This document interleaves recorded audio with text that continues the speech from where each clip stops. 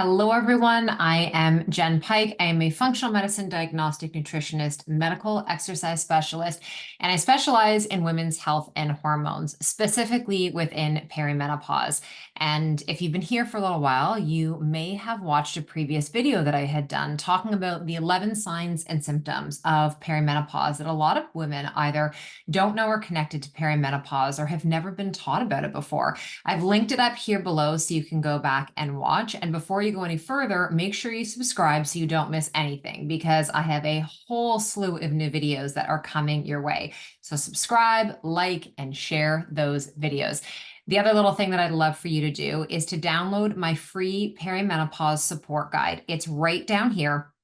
I have tons of resources in this that you can download. I've linked it up to podcast episodes and different products and companies and things that I use and love, and so much education inside of here. So make sure you go and do that. All right. So this is actually launching a series about perimenopause that I am going to be taking you through. Today, we're going to be focusing on your gut health, your gut, your liver, and your gallbladder. And when we transition into perimenopause, it's a long journey. It doesn't just go on for a couple of months and then you have no period and now you're on the other side, you're postmenopausal. And even when you do go through full menopause and you're postmenopausal, it doesn't mean now that there's no symptoms, there's no struggles, there's no changes or differences in your body. We've hyper-focused on the period being, the shining star of menopause, meaning when the period changes in perimenopause and you no longer have it, you're through. Like, you check it off and you're done. And maybe you know women in your life, maybe it was your mother, your sister, your grandma, who talks about menopause and perimenopause in that way. Like, it's no big deal. Like, we all go through it. You get on the other side, no worries.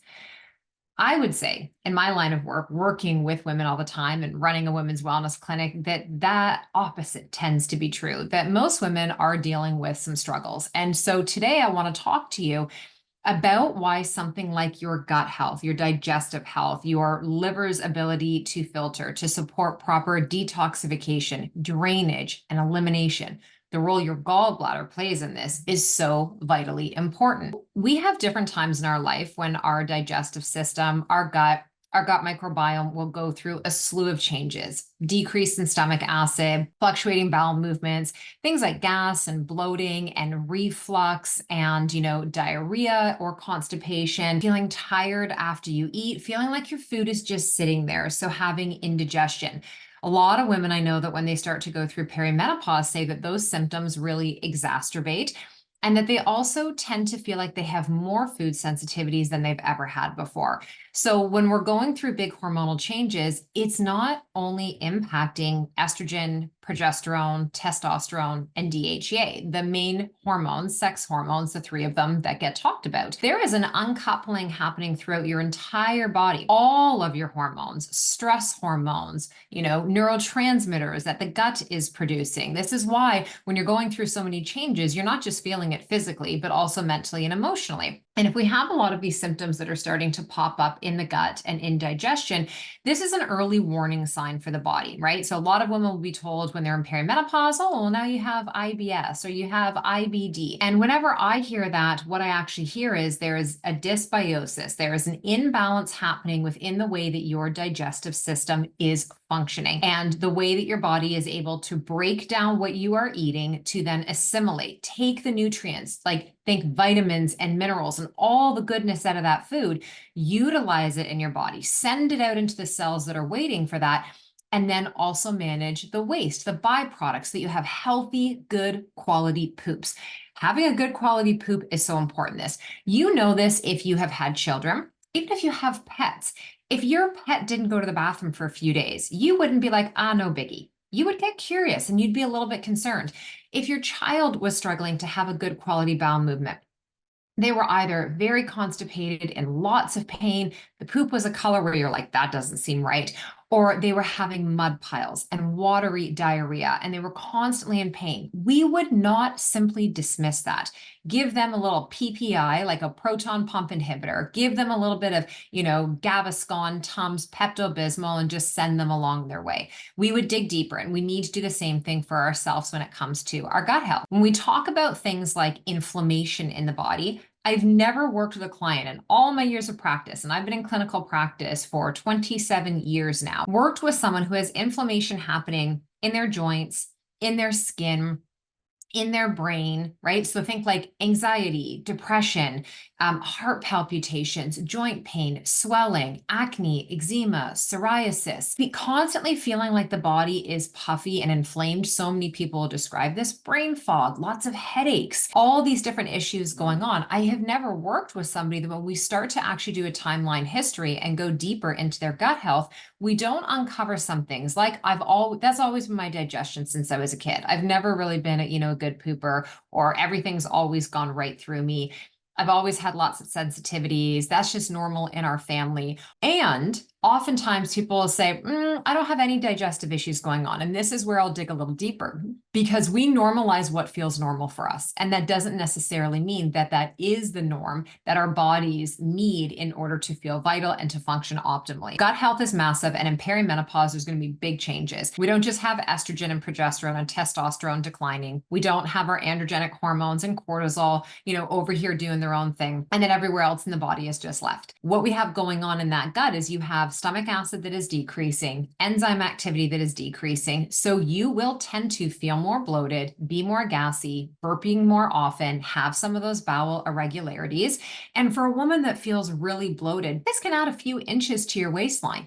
So in your mind, you could be telling yourself, I'm packing on the pounds, I'm putting on weight. Where is this coming from? And if there is inflammation going on with digestion and it's bloating and gas and those types of things, which really it's your body's way of raising its hand and being like, I have some feedback. I'm not doing such a great job at breaking down A, B, and C. I need a little bit of support. That support could be digestive enzymes. That support could be some digestive bitters. That support could be chewing your food, not chugging a whole bunch of fluids, shifting away from more refined processed foods, really learning and understanding, proper nutrition for perimenopause, but proper nutrition for gut health overall. And stay with me throughout these series and these videos that are coming up, because I'm going to peel back, an extra little layer each time we connect.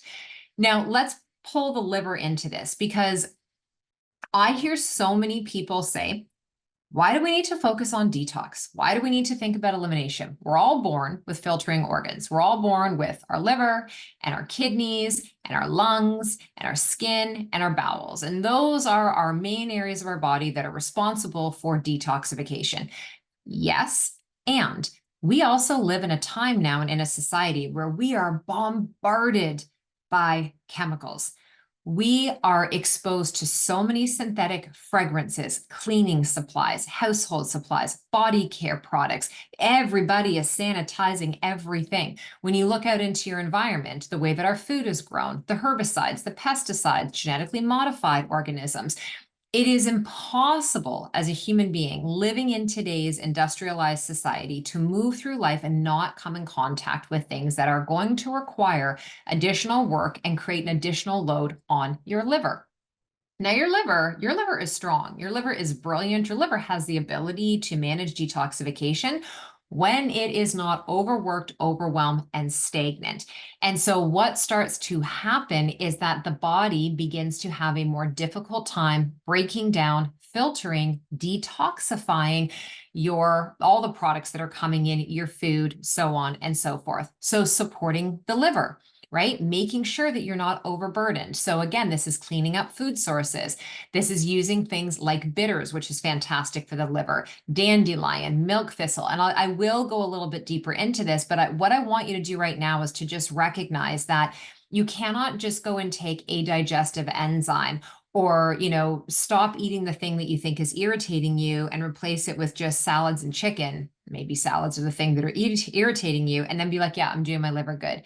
Liver health is also not associated with just, drinking alcohol. And we will talk about alcohol, but the amount of women I am seeing in perimenopause, menopause, and post who are being diagnosed with non-alcoholic fatty liver disease, meaning it is not alcohol related. They may not even be a drinker at all. But what is going on in their body in terms of insulin and glucose management, inflammation, gut health, liver health, gallbladder health is contributing to the non-alcoholic fatty liver disease. And so these are important things for us to be paying attention to. It's also important to have this knowledge and information so that when you're going to your doctor, and I do have a free blood guide that you can download as well, and we will link it up for you, that you know how to have these conversations. You know what to be asking for in your blood work. Rarely do I see liver enzymes that are tested. And if we have a woman who has skin issues changing, digestive issues going on, her histamine response is increasing. So your allergies and sensitivities, you can't drink alcohol without feeling like you're getting flushed and congested. You just have reactions to more things than ever before. And you start to notice a lot of these symptoms that are increasing and compounding. You can't lose weight. All of these different things are going on. We want to look at the full picture, right? Because as we go into perimenopause and menopause, we can change nothing about our lifestyle, yet everything is going to change about your body. You will not manage insulin as well. So we do become more insulin resistant, and that is due to the decrease in our major sex reproductive hormones, specifically estrogen. Our lifestyle actually does change without us recognizing it. Most of us move less as we age, not necessarily more. We have a whole video about movement, and we will go deeper into that.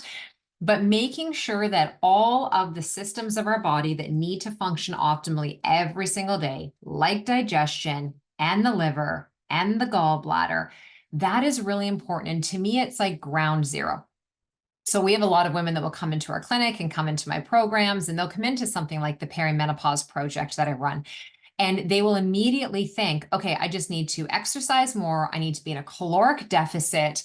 Those are the main things that they need to be able, and I just have to eat more protein and everything will be fine. And it's like, we will get there, and all of those things are part of the process, but let's take a step back. Let's make sure you can actually break down what you're eating. Let's make sure when you eat, you're not then left with the gas and the bloating and the burping. Let's make sure you actually have good quality, healthy poops every single day, unassisted.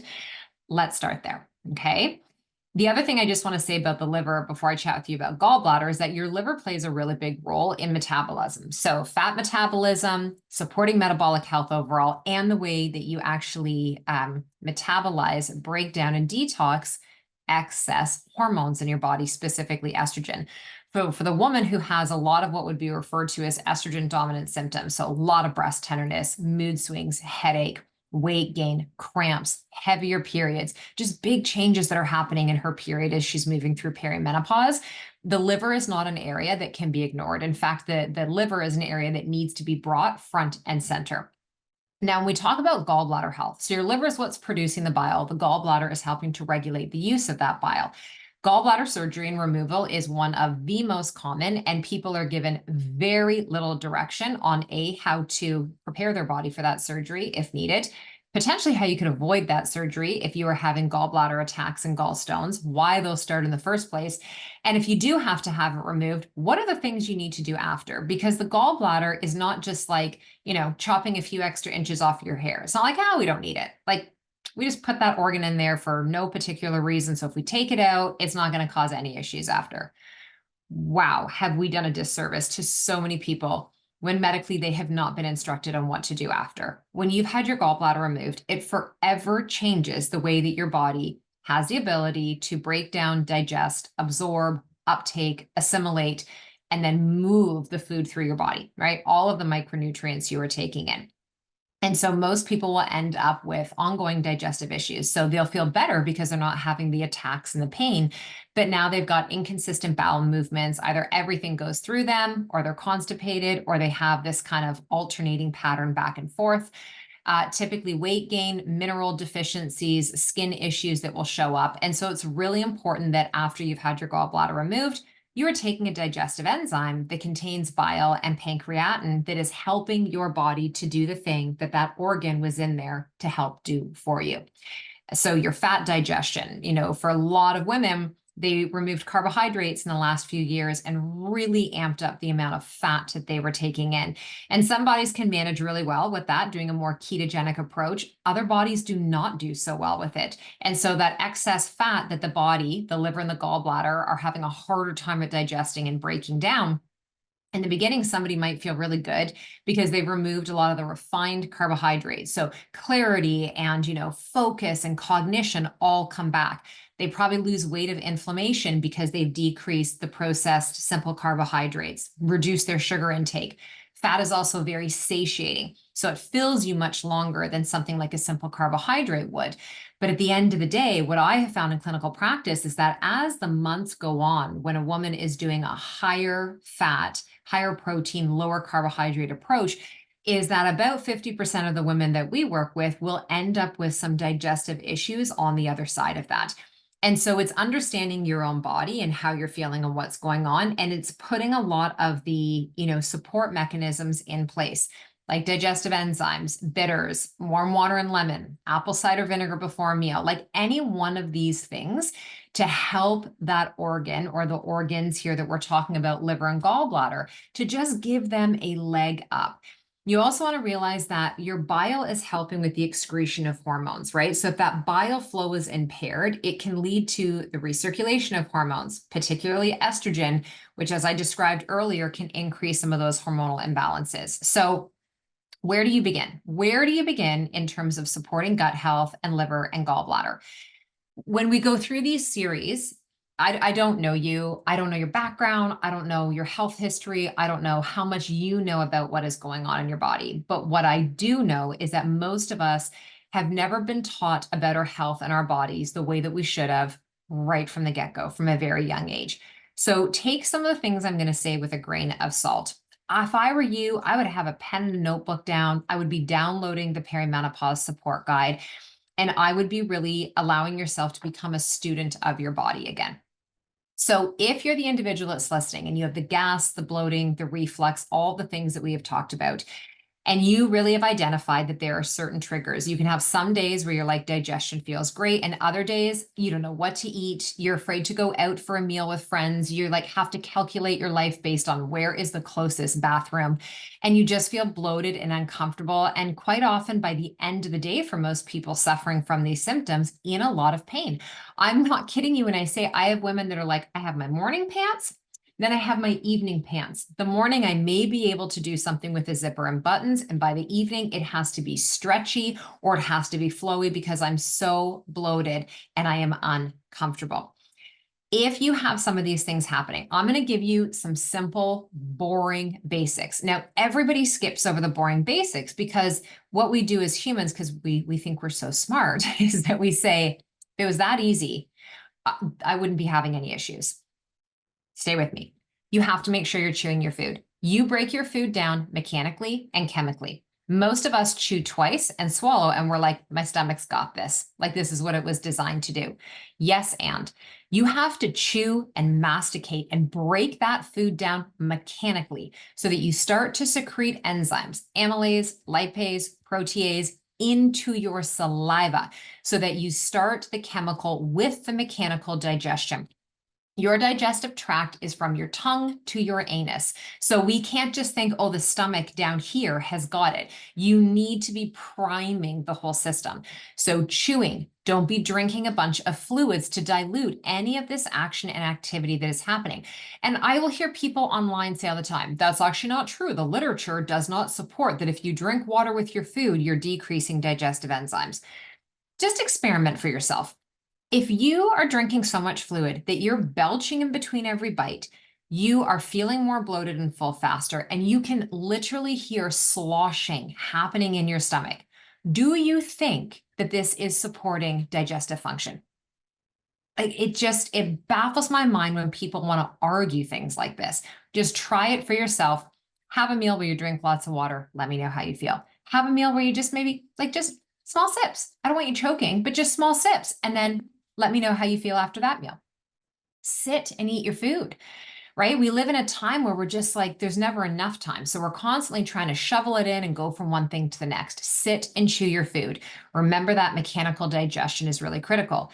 Take some digestive enzymes like I talked before. Take some digestive bitters if you don't want to do enzymes. You could even do a half a tablespoon of apple cider vinegar and a little bit of water. When we talk about things that are going to support the liver and gallbladder, if we support your liver and gallbladder, we support your digestion. If we support your digestion, we support your liver and your gallbladder. So you don't want to think to yourself, oh my gosh, I have to have a digestive protocol, a liver protocol, and a gallbladder protocol. You don't. You can pull it all together. This is the beauty of working with somebody one-to-one, is that your health history, your health timeline, the individual, pieces of who you are and what's going on in your life get taken into account to create a protocol for you. But you could do things like wake up and do warm water and lemon in the morning. You could drink dandelion or milk thistle tea. You could take, when I've talked about like bitters and enzymes. In Canada, there is a company called St. Francis Herb Farm. You can use the code JennPike15. They have Canadian bitters that are fantastic at getting the digestive juices, the enzymes, and the stomach acid going. So you're priming the gut to do a better job at breaking down your food. If you see a lot of undigested food in your poop and your stool, this is something I would highly recommend that you start to do for yourself. If you're in the US, you can look at companies like Herb Farm and Gaia Herbs. Those are also very good. Eliminating alcohol and refined foods. So alcohol, as I talked about a little bit earlier when I was talking about non-alcoholic fatty liver disease, there's not one benefit to consuming alcohol. It is a class 1 carcinogen. It increases your estrogen levels. It increases your body's task in terms of what your body has to do to filter, to metabolize, and to excrete it. It impacts your neurocognitive behavior. And in perimenopause, if you are suffering from weight gain, from night sweats, from hot flashes, from brain fog, from headaches, from histamine response, the alcohol is not helping. It is contributing to all of those things. So really have a talk with yourself about the amount of alcohol you're consuming, the type of alcohol, and ask yourself, am I prepared? Can I set a standard for myself that I am going to start to move away from that? I was about 37, 38 years old when I had a glass of wine, and I had had a glass of wine many times, and my body was like, no. I got flushed. I got congested. I woke up, I was hot when I went to bed that night. And I was like, oh my gosh, I'm in my 30s. Am I having a freaking hot flash? And I woke the next day and I felt hungover after a glass. And I was like, that was weird. A little while later, again. A couple years down the road, I was like, I clearly cannot break this down anymore. So I'm now 45. I do not drink alcohol at all. I use mocktails. I like soda water. I'll still put it in the wine glass, but it is not booze that is going in there. And again, doing what I do for a living, looking at all the functional labs, we run blood, urine, hair, saliva, and poop. There's no reason good enough for me to ever recommend for somebody to keep alcohol in. So we may have just not become friends at that point. I'm very sorry. People are so concerned I'm going to take coffee away. I'm like, you can stay with your coffee. Let's evaluate the alcohol. The other thing, dry brushing. So good for the stimulation all throughout your lymph. Remember, think liver and lymph are connected. We want to keep things moving in your body. It's why exercising daily, getting out for walks, castor oil packs on the liver. So the liver and gallbladder are on the right-hand side of the body under the rib cage. Those are wonderful. Red light therapy. If you have access to an infrared sauna, beautiful, because as we sweat, this is how we are supporting our lymphatic system. And, we've been taught like our body is just in silos. So liver, it's only things to the liver, it'll impact the liver. Nope, everything you do for the liver has a ripple effect in the body. Remember, same thing I said with the gut and the gallbladder. So those things are really, really important. I want you to sit back. I would love if you would actually rewatch, take some different notes. You can post some comments and questions below. I'm going to stop it at that one because I have another 3 parts of this series we're going to go a little deeper into. This is to whet your palate, no pun intended, as we're talking about digestion, and to get you think a little bit more about some of the symptoms you're having and focus. Get the digestion on point. If you're even considering down the road doing something like hormone replacement therapy or menopause hormone therapy is what it's now referred to as, any type of intervention like that in supporting your body, you cannot just take those things and not be supporting your gut and your health as a whole. So watch this whole series. Start to implement 1, 2 new habits and steps at a time until that feels like this is now who you are and what you do, and then progress over time. Don't forget to subscribe so that you do not miss anything. Go download your perimenopause guide, like and share with as many women in your life as possible, and I will see you back here next time.